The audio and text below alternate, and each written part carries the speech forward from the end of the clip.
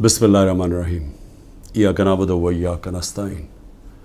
میرے پاکستانیوں، کیونکہ میں سارا وقت تیار ہوتا ہوں کہ کسی وقت بھی یہ مجھے کسی چیز پہ بھی جیل میں ڈال دیں گے، تو میں چاہتا ہوں کہ جیل میں جانے سے پہلے جن چیزوں پہ یہ مجھے جیل میں ڈالنے کی کوشش کر رہے ہیں وہ میں آپ کے سامنے پہلے ہی لے آؤں، کیونکہ میں اگر جیل میں چلا گیا تو انہوں نے میڈیا تو پورا کنٹرول کر لیا۔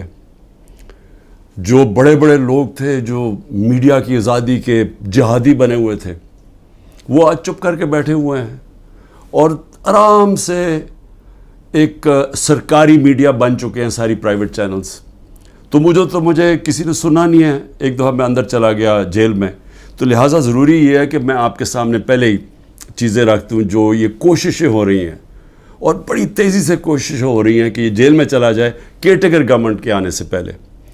تو میں سب سے پہلے سائفر کا ذرا میں آپ سب کے سامنے رکھتا ہوں کہ اصل میں ان کو یہ سمجھ نہیں آئی کہ جتنی سائفر کے اوپر بات ہوگی، یہ جتنے بھی پاور میں بیٹھی ہوئی ہیں پی ڈی ایم کے لیڈرز اور جو پرانے آرمی کے چیف جنرل باجوہ، یہ جتنی بھی سائفر کے اوپر تحقیقات ہوں گی ان کے اوپر انگلیاں آئیں گی۔ مظلوم تو میں تھا اور میری گورنمنٹ تھی، ہماری گورنمنٹ گئی، جیسے سائفر آیا اس کے اندر بار بار میں بتا رہا ہوں کہ ایک امریکی آفیشل ڈونلڈ لو ہمارے ایمبیسڈر کو کہتا ہے، اسد مجید کو، واشنگٹن میں، کہ عمران خان کو تم نے ووٹ آف نو کانفیڈنس میں ہٹانا ہے، اگر نہ ہٹایا تو پاکستان کے لیے مشکلات ہوں گی۔ اور ابھی ووٹ آف نو کانفیڈنس نہیں آئی تھی، یہ غالباً 6 مارچ تھا، اگلے دن ووٹ آف نو کانفیڈنس آ جاتی ہے، ٹیبل ہو جاتی ہے اسمبلی میں، اور اس کے بعد پھر جو سارا وہ کہتے ہیں نا ریسٹ از ہسٹری، آہستہ آہستہ کیا بڑی جلدی ہمارے لوگ بھی ناراض ہو جاتے ہیں، بیک بینچرز بھی کہتے ہیں ہم چھوڑ رہے ہیں، ہمارے جو اتحادی ہیں وہ بھی چھوڑنا شروع ہو جاتے ہیں۔ تو وہ سائفر کس کے لیے پیغام تھا؟ وہ پیغام اسی کے پاس تھا نا جس کے پاس پاور تھی، جس کے پاس ایجنسیز تھیں، جو ان سب کو بھیڑ بکریوں کی طرح ادھر لے جا سکتا تھا دوسری طرف اور گورنمنٹ کرا سکتا تھا، وہ جنرل باجوہ تھا۔ تو میں نے بڑی کوشش کی تب بھی کہ اس کے اوپر تحقیقات ہوں۔ میں نے پہلے ایک کمیٹی بھی بنائی جس میں جنرل طارق کو ہم نے اس کا ہیڈ بنایا، لیکن یہاں اتنی طاقت ہے ایک آدمی کے پاس کہ وہ جنرل طارق جیسے آدمی نے بھی کہا کہ نہیں جی میں یہ اس کمیٹی کا ہیڈ نہیں بن سکتا۔ پوری کوشش کی گئی سپر کنگ نے کہ کسی نہ کسی طرح دب جائے بس سائفر کی، اس کے اوپر بات ہی نہ ہو۔ میں اس لیے کہہ رہا ہوں کہ یہ بار بار سائفر کو لے کے آتے ہیں تو وہ انگلیاں تو ادھر ہی جانی ہیں سپر کنگ کی طرف، اور اس نے ہر بار استعمال کیا۔ ہمارا جب سپریم کورٹ میں کیس چلا ہوا تھا،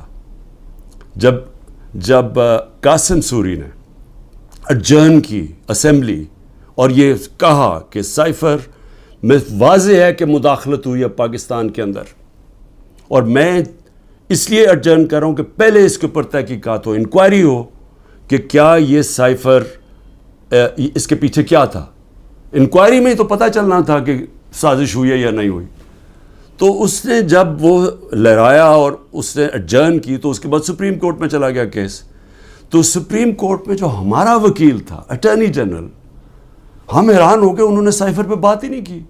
اصل ایشو تو سائفر تھا، باقی ساری باتیں کر دی، سائفر پہ بات نہیں ہوئی۔ اب سمجھ جائیں کہ پریشر کدھر سے تھا۔ پریشر تو سپر کنگ کے پاس اتنے زیادہ ہتھیار ہے پریشرز ڈالنے کے لیے، تو وہ جو کیس ہمارا تھا وہ کیس ہی نہیں لڑا گیا۔ نعیم بخاری جو اسد قیصر کے وکیل تھے، انہوں نے کہا کہ اٹارنی جنرل نے تو میرا کیس ہی ختم کر دیا، کیونکہ انہوں نے سائفر کے اوپر بات کی۔ تو یہ جو اس کو خفیہ رکھنے کی کوشش کی گئی، وہ کوشش کر رہے تھے جن کو پتہ تھا کہ تحقیقات سے ان کے اوپر انگلیاں آنی ہیں۔ میں کوشش کرتا رہا کہ اس کے اوپر انکوائری ہو۔ جس طرح میں نے کہا پارلیمنٹ نے کمیٹی بنائی، اس کو انہوں نے جنرل طارق کو بھی بھگا دیا، پھر چیف جسٹس صاحب کو میں نے لیٹر لکھا, سائفر بھیجا کہ اس کے اوپر انکوائری ہونی چاہیے, نہیں ہوئی. تو اب یہ جو انکوائری کرنا چاہتے ہیں ایف آئی اے, میں صرف سوال یہ پوچھتا ہوں کہ پہلے تو مجھے یہ بتائیں, مجھے بلا تو لیا آپ نے انکوائری کے لیے, لیکن مجھے یہی نہیں پتا کہ میرے سے کس چیز کی انکوائری کرنی چاہتے ہیں آپ, تاکہ میں تیاری کر کے آؤں. لیکن میں ایف آئی اے کو بھی یہ کہنا چاہتا ہوں کہ یہ آپ کے پے گریڈ سے زیادہ اوپر بات ہے. آپ کے رانا ثناء اللہ جو انٹیریئر منسٹر ہے, جو آپ کے اوپر ہے, وہ تو کہہ بیٹھا کہ عمران خان کو جیل میں ڈالنا ہے. وہ ابھی کوئی انکوائری کا مجھے بھی نہیں پتا. ابھی تو ہمیں 164 کا بیان بھی ہمارے سامنے نہیں آیا. ابھی تو نیوز آئٹمز آ رہی ہیں نا کہ جی اعظم خان نے یہ کہہ دیا.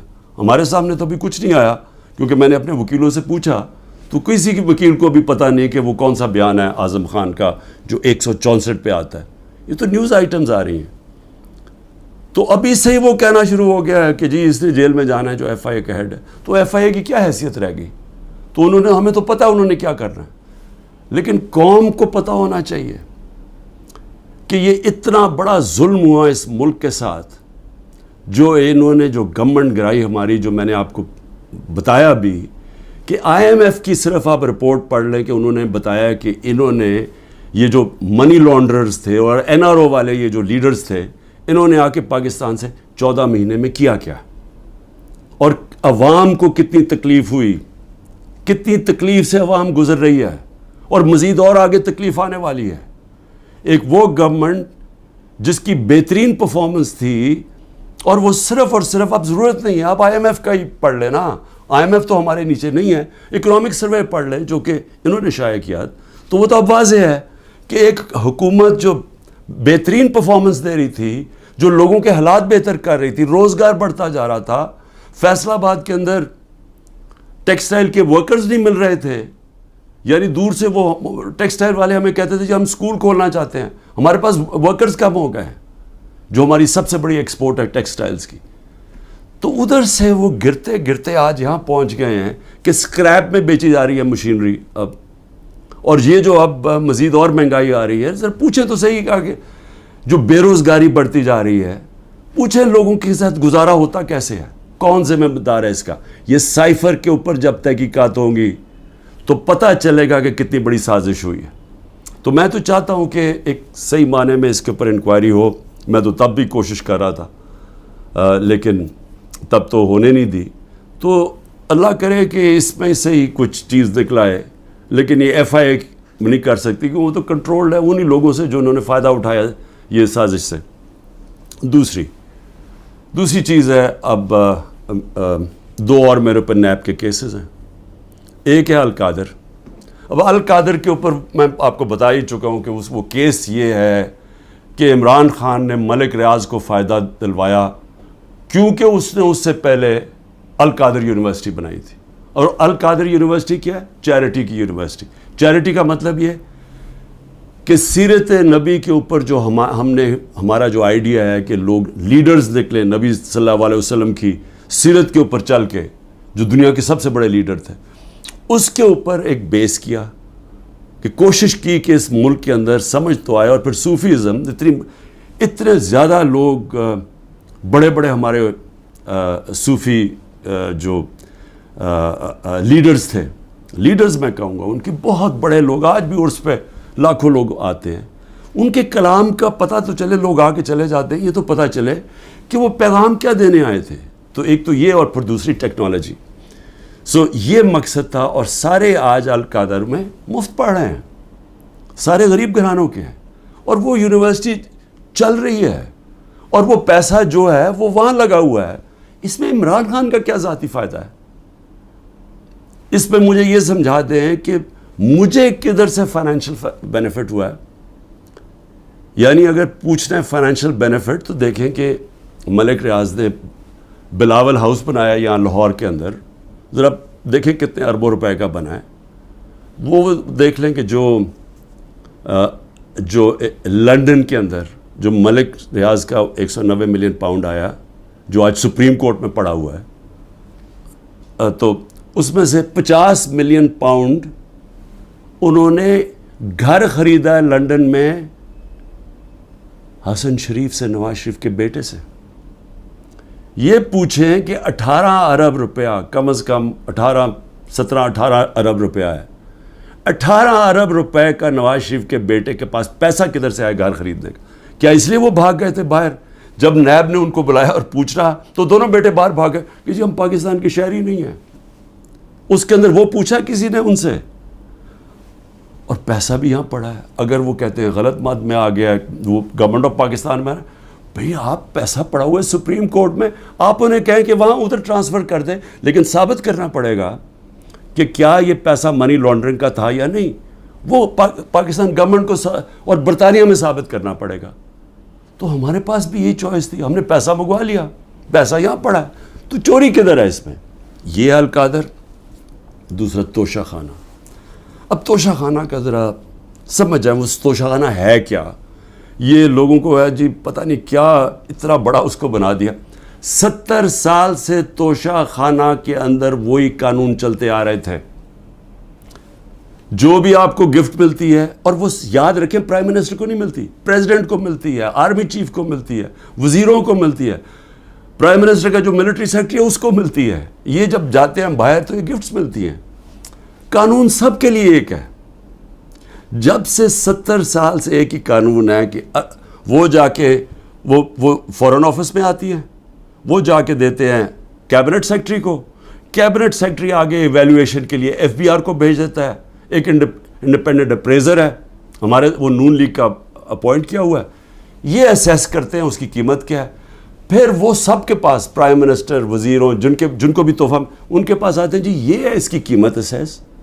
اگر آپ اس کو لینا چاہتے ہیں تو اتنی قیمت دیں اور یہ گفٹ آپ رکھ سکتے ہیں. اور اگر یہ نہیں لینا چاہتے تو یہ بھی سمجھ جائیں وہ پھر آکشن ہوتی ہے، وہ جا کے کوئی بھی خرید سکتا ہے. یہ ہے قانون. اب عمران خان کے اوپر کیا الزام ہے؟ میں جب تحقیقات میں کہ جی وہ جو انہوں نے اسیس کیا تھا، وہ جو آپ نے جو اس کی قیمت تھی گفٹ کی، وہ انہوں نے کم دکھائی ہے. بھئی اگر انہوں نے کم دکھائی ہے، وہ لوگ ابھی بھی بیٹھے ہوئے ہیں، ان سے پوچھیں کیوں کم دکھائی ہے. میں تو ان میں سے کسی کو نہیں جانتا. مجھے تو جو ملٹری سیکرٹری آ کے بتاتا ہے کہ جی یہ قیمت ہے، یہ آپ نے دینا، میں اسی کے مطابق چلا.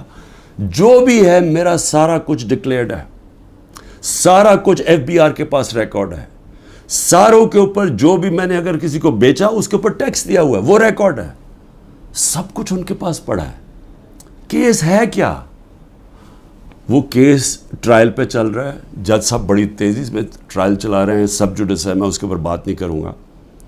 لیکن میں یہ ضرور چاہوں گا کہ ایک فیئر ٹرائل میں رہے، موقع ملے موقف رکھنے کا، اور میں یہ ثابت کروں گا کہ اس میں کوئی چیز بھی میں نے غیر قانونی نہیں کی. لیکن جو میں پوچھنا چاہتا ہوں آج، اچھا 3 توشہ خانہ کے اوپر کیس کدھر ہو رہا ہے؟ ایک الیکشن کمیشن کر رہی ہے کیس، ایک FIR کٹوائی ہوئی ہے، ایک نیب کیس کر رہی ہے. ایک ایشو کے اوپر 3 کیسز چل رہے ہیں. یہ بھی کوئی ورلڈ ریکارڈ ہے، کبھی ایسے ہوتا نہیں ہے. لیکن اتنی جلدی میں ہے کہ کسی نہ کسی طرح اس کو راستے سے ہٹاؤ، ڈسکوالیفائی کرو اور اس کو جیل میں ڈالو. اب میں صرف آج نیب چیئرمین سے بڑے آپ کی وجہ سے مجھے وہ جس طرح اٹھایا گیا، آپ بھی ایک اس میں آپ کی وجہ تھی، اور بھی جس نے بھی حکم دیا تھا کہ غیر قانونی اور غیر آئینی طور پہ مجھے 9 مئی کو جس طرح ذلیل کر کے اٹھایا گیا مجھے اسلام آباد ہائی کورٹ سے، اس میں آپ کا بھی ہاتھ تھا. میں سوال یہ پوچھنا چاہتا ہوں کہ چلیں میں تو یہ نیب کے کیس فیس کر رہا ہوں اور کروں گا، کہیں ملک سے باہر نہیں بھاگوں گا، یقین کریں سارے کیس فیس کروں گا. لیکن میں صرف سوال یہ پوچھتا ہوں کہ آپ کا ضمیر کوئی جاگتا نہیں ہے جب آپ کو پتہ چلا ہے کہ توشہ خانہ کے اندر چوری ہوئی ہے، اور چوری نیب کے اندر بھی پتہ ہے، وہ کیس نیب میں بھی پڑا ہوا تھا، لیکن آپ نے بند کر دیا وہ. تو عوام کے لیے میں کیا بتانا چاہتا ہوں، وہ چوری کیا تھی؟ توشہ خانہ کا قانون ہے کہ گاڑی، جب بھی کوئی گاڑی گفٹ کرے، جو مجھے بھی ایک گاڑی گفٹ ہوئی تھی، آپ توشہ خانہ سے وہ نہیں لے سکتے. آپ اگر اس کی ان کے زمانے میں، یہ بھی ان کے زمانے میں 20% دیتے تھے قیمت. مثلا اگر 10 روپے اس کی قیمت آتی ہے، یعنی ویلیو ہوتی ہے گفٹ کی، تو ان کے زمانے میں 20% دیتے تھے، 20 روپے دیتے تھے اور پھر لے لیتے تھے. ہم نے جا کے اس کو 50% کر دیا، یعنی اگر 10 روپے کا تحفہ ہے تو 5 روپے دیں گے اور پھر تحفہ لیں گے. ہم نے بڑھا دیا. تو ان کے زمانے میں 20% ہوتا تھا اور پھر بھی گاڑی آپ نہیں لے سکتے تھے. اب میں صرف آپ کو یہ ذرا آپ کو پتہ ہونا چاہیے کہ یہ ہو کیا رہا ہے. دیکھیں نیب چیئرمین کو بھی میں ذرا سوچ رہا ہوں کہ ان کا ضمیر شاید جاگ جائے اس چیز پہ. نواز شریف مرسیڈیز سب سے مہنگی گاڑی ہوتی ہے، بی ایم ڈبلیو اور مرسیڈیز مہنگی ترین گاڑیاں ہیں. وہ گاڑی خریدتا ہے جو کہ اس کو اجازت ہی نہیں ہوتی.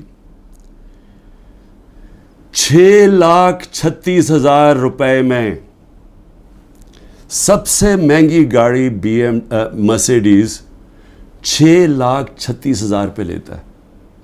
پہلے تو کیا اس کی قیمت دیکھی، کوئی مرسیڈیز اتنی سستی آتی ہے، یعنی اس کی قیمت دیکھیں 42 لاکھ. کوئی مرسیڈیز پاکستان میں 42 لاکھ کی آتی ہے، تو اس نے صرف 6,36,000 دیا اس کا. تو پہلے تو چوری تھی کیونکہ آپ گاڑی نہیں نکال سکتے. پھر ذرا قیمت دیکھ لیں. میں اور بھی ویسے یہاں قیمتیں میں دیکھ رہا ہوں کہ میرے سے نیب والے پوچھ رہے تھے کہ جی آپ نے یہ بڑی آپ نے سستی چیزیں لی ہیں. مجھے تو پتہ ہی نہیں تھا، لیکن ذرا میں ایسی میری نظر پڑ رہی تھی.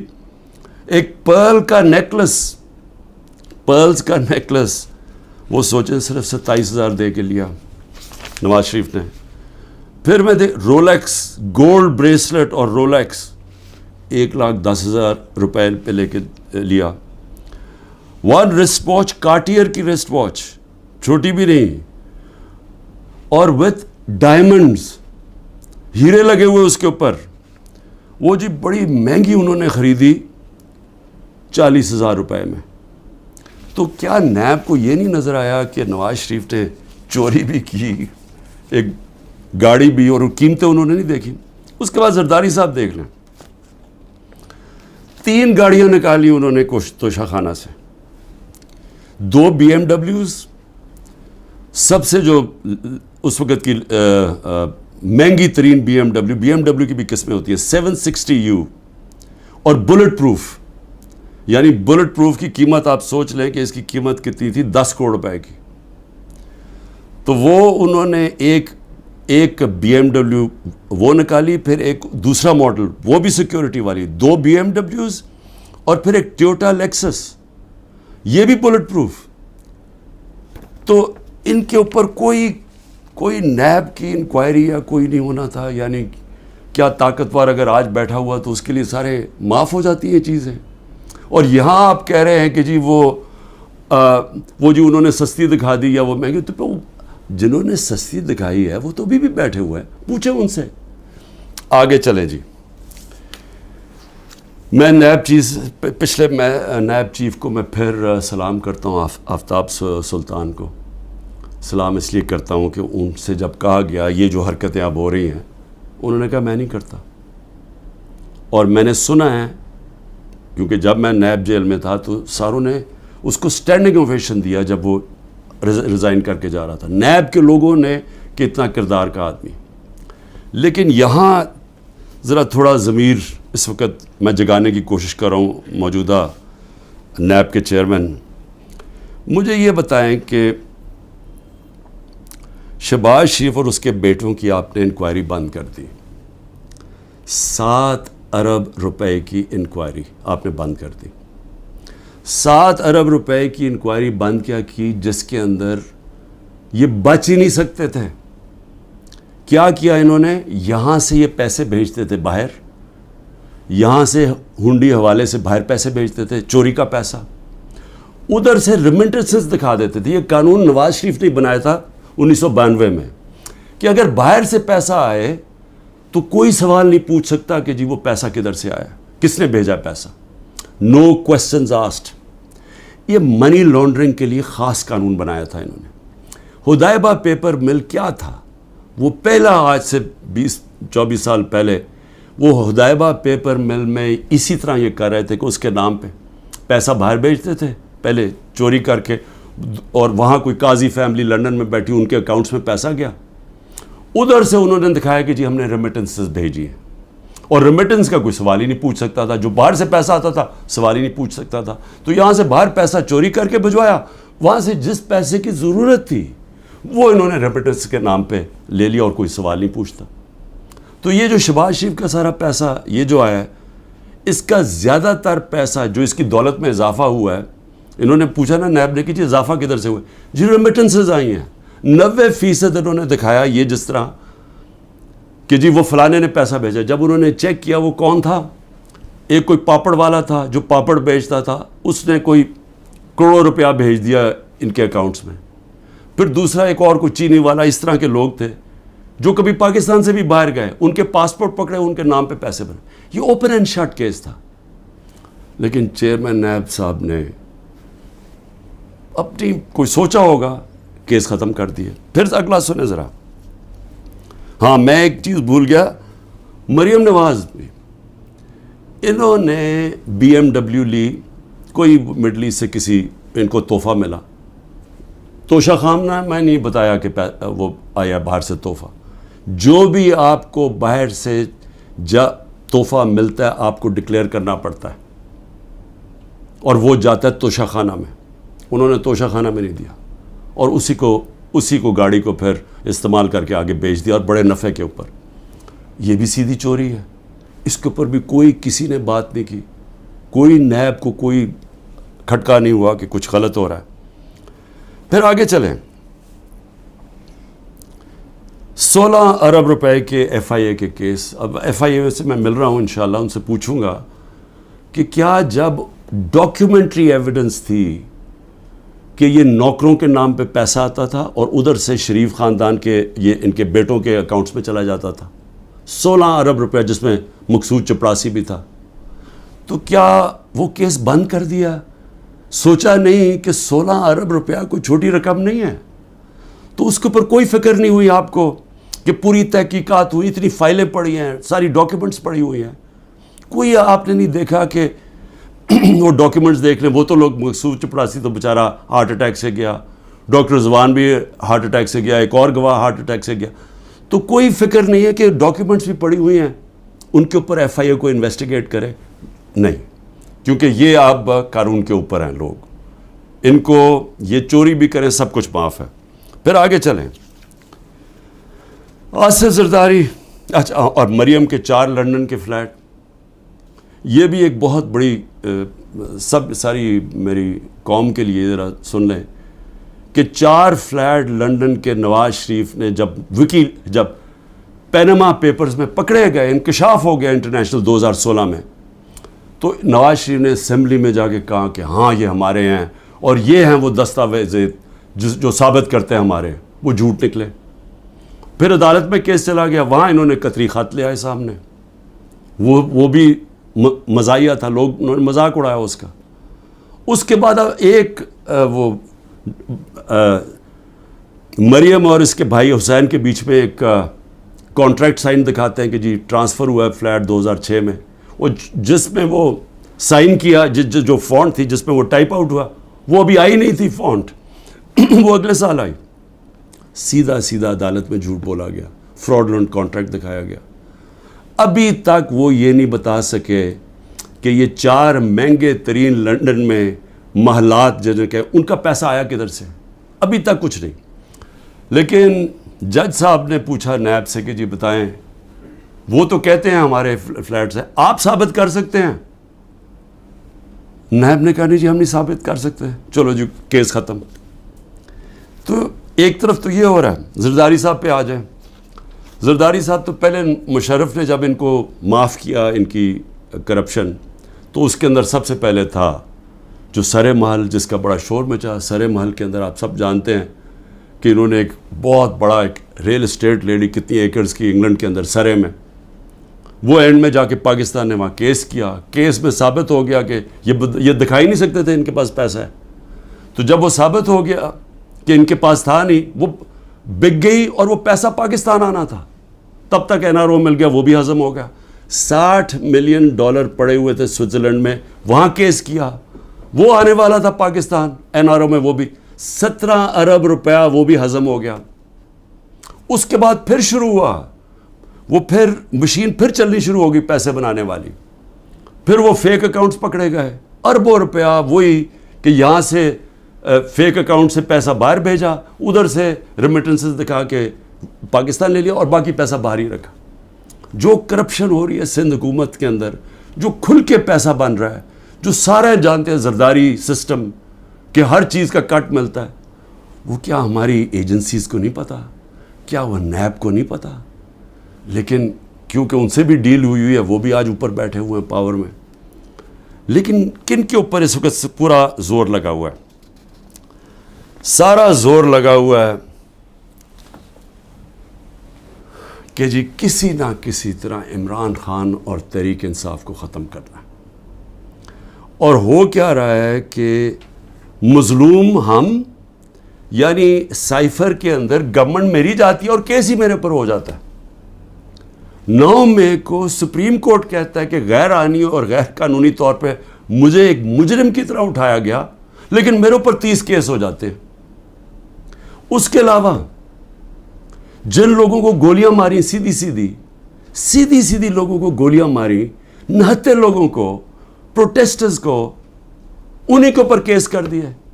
ان کی ڈیڈ باڈیز، جو 16 لوگ مرے، جو شہید ہوئے، میں کہتا ہوں انصاف کے لیے کھڑے ہوئے نا انصافی ہو رہی تھی ان کے پارٹی کے چیئرمین سے، ان کو سیدھی گولیاں ماری. ان کے گھروں میں پہنچ گئے کہ تم نے اگر FIR رجسٹر کی تو ہم تمہیں یہ کر دیں گے. وہی جو ضلع شاہ کے گھر پہنچ گئے. جب اس کو قتل کیا گیا تو پولیس کسٹڈی میں اس کو قتل کیا گیا، میرے اوپر 302 قتل کا پرچہ کر دیا. اور پھر اس کے ماں باپ کے پاس پہنچ گئے کہ آپ نے دیکھیں اس کی بات نہیں کرنی، اور ان کو چپ کرا دیا. تو پہلے لوگوں کے اوپر ظلم کرتے ہیں، پھر انہی کے اوپر کیسز کر دیتے ہیں. جو ایک لڑکا بیچارہ شہید ہوا، وہ بھی پروٹیسٹر تھا، پیسفل، پرامن، اس کو گولی ماری، شہید ہو گیا. اس کے قتل کا کیس اعجاز چودھری اور میاں محمود رشید کے اوپر ڈال دیا. یعنی اپنا ہی انہوں نے کارکن قتل کر دیا. اب میں صرف اپنی قوم سے یہ کہنا چاہتا ہوں کہ دیکھیں، میں پھر سے کہتا ہوں، قومیں چلتی ہیں انصاف کے اوپر، اخلاقیات کے اوپر، امر بالمعروف کے اوپر. قومیں چلتی ہیں جب ایک حکومت کی کریڈیبلٹی ہوتی ہے. جب حکومت اپنی کریڈیبلٹی اس لیے رکھتی ہے کہ حکومتیں ڈنڈے سے نہیں چلائی جاتی، کیونکہ انسانی معاشرے میں آپ اپنی عزت کرواتے ہیں اپنی پرفارمنس سے، اپنی ایمانداری سے، اپنی اخلاقیات سے. قوم آپ کی عزت کرتی ہے. جمہوریت کے پاس فوجیں نہیں ہوتی، جمہوریت کے پاس اخلاقیات ہوتی ہے. اس لیے برطانیہ میں جدھر سے ہم نے ڈیموکریسی لی ہے، اگر ان کا پرائم منسٹر ایک چھوٹا سا قانون توڑتا ہے کہ جی کرونا میں آپ نے لوگوں کے ساتھ اکٹھے نہیں ہونا، یعنی آپ نے کوئی گیٹ ٹوگیدر نہیں کرنی، وہ اپنے آفس کے باہر گیٹ ٹوگیدر کرتا ہے، اس کے اوپر پرائم منسٹر کو نکال دیتے ہیں. ان کی اخلاقیات کا معیار دیکھیں. ان کے وہ ایک ہیرلڈ میکملن پرائم منسٹر جھوٹ بولتا ہے، جھوٹ پکڑا جاتا ہے، اس کو نکال دیتے ہیں. یا سارا حکومت ہی جھوٹ پہ چل رہی ہے، کیسز ہی سارے جھوٹ. 180 کیسز کر دیے. کیا کوئی مانتا ہے پاکستان میں کہ یہ ایک آدمی نے 70 سال کی عمر تک کوئی ایک جرم نہیں کیا اور ایک دم چند مہینے میں 180 کیس ہو گئے؟ کوئی مانے گا یہ؟ لیکن ان کو کوئی شرم ہی نہیں ہے. کیا یہ مانے گا کہ میاں محمود اور اعجاز چودھری نے اپنے کارکن کو گولی مار دی ہے؟ کیا میں نے ضلع شاہ کو قتل کر دیا؟ کوئی مانے گا؟ کوئٹہ میں سارا کوئٹہ جانتا ہے کہ اس وکیل کی خاندانی دشمنی تھی، سب جانتے ہیں، ایویڈنس ہے. میرے اوپر 302 قتل کیس کر دیا اس کے اوپر. اور یہ جو سائفر ہے، ہماری گورنمنٹ گرتی ہے اور کیس ہی ہمارے پہ کر دیتے ہیں.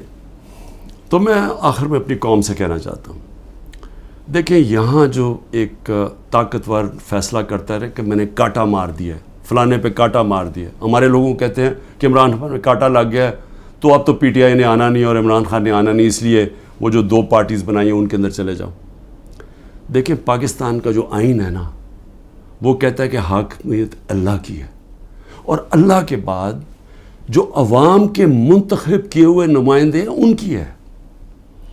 کوئی کانٹا نہیں ڈال سکتا کسی کے اوپر عوام کے علاوہ. اور یہ جو کانٹا ڈالنے کی کوشش ہے یہ اتنا نقصان پہنچا رہی ہے پاکستان کو، ہماری جمہوریت کو، ہماری آزادی کو، ہماری اخلاقیات کو، ہمارے اداروں کو، ہمارے انصاف کے نظام کو، ہمارا ساری دنیا میں جو امیج ہے وہ اتنا نقصان پہنچا رہی ہیں. اور ہماری جو معیشت ہے جدھر وہ پہنچ گئی ہے آج اور جدھر جا رہی ہے. تو میری صرف ریکویسٹ یہ ہے اپنی قوم کو کہ دیکھیں میں اگر جیل میں بھی جاتا ہوں نا آپ نے جد و جہد کرتے رہنا ہے. اور میں ہمیشہ 27 سال سے کہتا ہوں پرامن جد و جہد. لیکن یہ آپ کے لیے اتنا ضروری ہے کیونکہ یہ جو ساری اسٹرگل کر رہا ہوں اپنی ذات کے لیے نہیں کر رہا. اگر ذات کے لیے کر رہا ہوتا تو میں بڑی پہلے چھوڑ چکا ہوتا. کون اپنی زندگی کو داؤ پہ لگاتا ہے؟ کون کسی کے اوپر 2 دفعہ قاتلانہ حملے ہوتے ہیں اور وہ پھر بھی لگا رہتا ہے؟ یا جیل کے اوپر سارے اکٹھے ہوئے ہیں جس آدمی کے اگینسٹ، وہ کیوں کھڑا ہے؟ کیونکہ میں اس کو سیاست نہیں سمجھ رہا، اس کو عبادت سمجھتا ہوں.